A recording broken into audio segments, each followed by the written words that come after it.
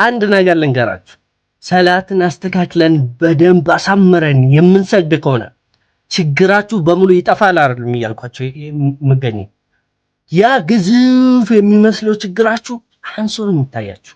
ለምን መሰላችሁ? ያ ሰላት የምትሰግዱ ሰላት ኢማናችሁን ከፍ ያደርጋል። ኢማናችሁ ከፍ ባለ ቁጥር ደግሞ ዱንያ ላይ የሚታያችሁ በጣም ብዙ ግዙፍ የሚመስሉ ችግሮቻችሁ፣ የእናንተ ድህነታችሁ፣ የእናንተ አስቸጋሪ አዛም ያደርጋችሁ ነገር በሙሉ አንሶ ነው የሚታያችሁ። ሰው ያ ነገር አንሶ ከታያችሁ ምንድነው የምታደርጉት? በቀላሉ ሶልቭ ማድረግ ትችላላችሁ። እስኪ ሰላታችሁን አሳምራችሁ ስገዱትና ይህን ነገር ቼክ አድርጉት፣ ሞክሩትና ኮሜንት ላይ አሳውቁኝ። ሞክሩት፣ እኔ በቃ እቀጣለሁ። ሞክሩት፣ ዱዓ ታደርጉልኛላችሁ ኢንሻአላህ። ሰላም አለይኩም።